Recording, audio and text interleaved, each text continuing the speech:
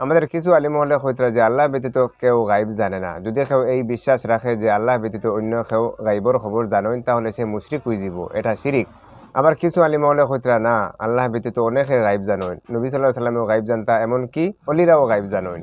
তো এবার আমরা তো যাচাই করতে বাধ্য হয়ে গেলাম, কারণ এক হুজুরে যদি কোন এখন রাইতর, আর একজনে যদি কোন না এখন দিন হয়ে গেছে, তাহলে তো আমরা হইতে পারি না যে হুজুর দশজনও ঠিক আছেন। আমরা মানতে মানতে অতখান মানি যে রসুল্লাহর গোলাম যারা, আল্লাহর ওলি যারা, তারাও গাইবর খবর হইতে পারে। সাধারণ সাহেব গাইবর খবর কইছে। ঠিক একইভাবে নবী সাল্লাল্লাহু আলাইহি ওয়াসাল্লাম আল্লাহ থেকে জেনে বলেছেন, এটা গায়েব জানা নয়। তিনি নিজে থেকে যদি ভবিষ্যৎ সম্পর্কে সবকিছু জানতে পারতেন, তাহলে সেক্ষেত্রে উহুদের যুদ্ধে তার দাঁত মোবারক শহীদ হতো না, কারণ কোন দিক থেকে আঘাত আসছে তিনি বলতে পারতেন। আসসালামু আলাইকুম, আলহামদুলিল্লাহি ওয়াহদাহ ওয়াসসালাতু ওয়াসসালামু আলা মান লা নাবিয়্যা বা'দা।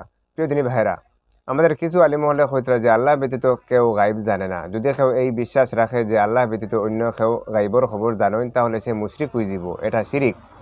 আবার কিছু আলিম হলে হইতরা না, আল্লাহ ব্যতীত অনেকে গাইব জানেন, নবী সাল্লাল্লাহু আলাইহি সাল্লামেও গাইব জানতা, এমনকি অলিরাও গাইব জানেন।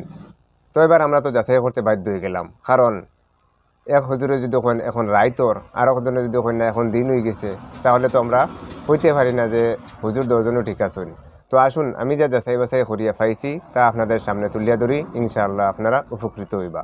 তো প্রিয় ভাইয়েরা, যারা হইন আল্লাহ ব্যতীত কেউ গাইব জানেন না, তাদের পক্ষে যে দলিলগুলো তিনারা পেশ করুন সেগুলো আমি পাইছি, সেগুলো তুলিয়া ধরি।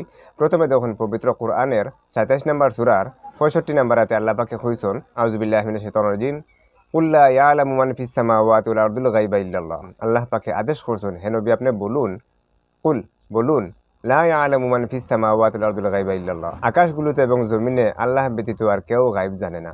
এরপরে 7 নম্বর সূরার 102 নম্বর আয়াতে দেখুন, ওয়ালাউ কুনতু আলামুল গায়বা লাস্তাকসারতু মিনাল খাইরি ওয়া মা মাসানিয়া সু।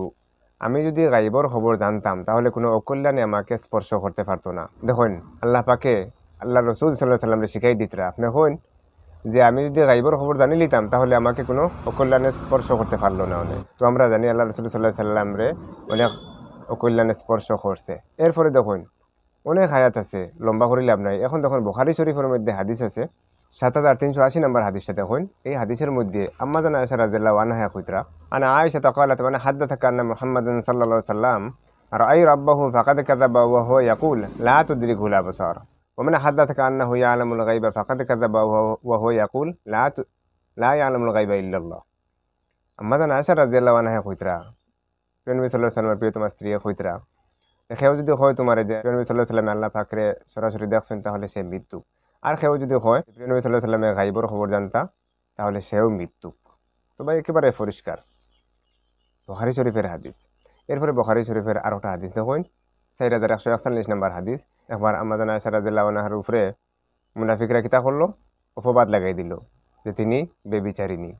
তো লম্বা হাদিস, অনেক কষ্ট পাইছেন প্রিয় নবী সাল্লাল্লাহু আলাইহি ওয়াসাল্লামে এবং আয়েশা রাদিয়াল্লাহু আনহা অনেক কষ্ট পাইছেন, কিন্তু আল্লাহর রাসূল সাল্লাল্লাহু আলাইহি ওয়াসাল্লামে একথা কইতে পারলা না যে আমি তো গায়বর খবর জানি না, এটা অপবাদ হইতে পারছেন না তাই, যতক্ষণ না আয়াত নাজিল হইছে।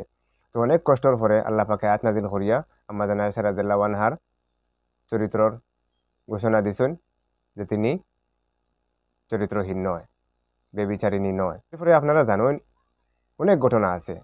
এবার আল্লাহ রাসূল সাল্লাল্লাহু আলাইহি ওয়াসাল্লাম রে কাফির হলে কিতা করলা হইলা, আমরা এখানের মধ্যে অনেক মানুষ ইসলাম গ্রহণ করছে, তো আপনি কিছু কারিও হল দিন আমরা রে। তো আল্লাহ রাসূল সাল্লাল্লাহু আলাইহি ওয়াসাল্লামে কয়েকজন সাহাবারে দিলা, তারা দুকা দিয়া নিয়া তারারে শহীদ করে লিলা।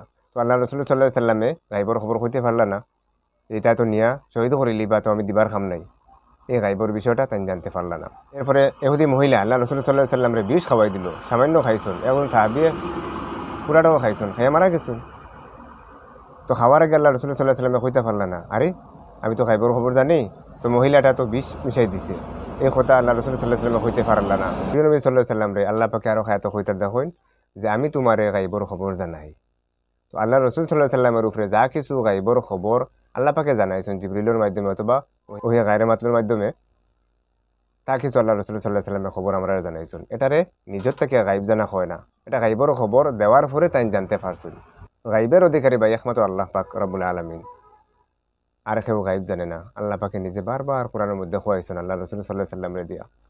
তোমার সম্মানিত প্রিয়দিনী ভাইরা, আমরা যাচাই বাছাই করে এটাই পাই যে কোরআনের মধ্যে এবং হাদিসের মধ্যে যে আল্লাহ ছাড়া কেউ গাইব জানে না। আর আলিম উলামাদের মধ্যে হানাফি মাযহাবের বড় একটি দল আছেন যারা আল্লাহ ছাড়া কেউ গাইব জানে না এটাতে বিশ্বাসী। আর আহলে হাদিস উলামায়ে কেরামদের তো সবাই একমত যে আল্লাহ ছাড়া কেউ গাইব জানে না। আল্লাহ পাকে আমাদেরকে বোঝার তৌফিক দিন, শিরিক মুক্ত হওয়ার তৌফিক দিন, আমিন।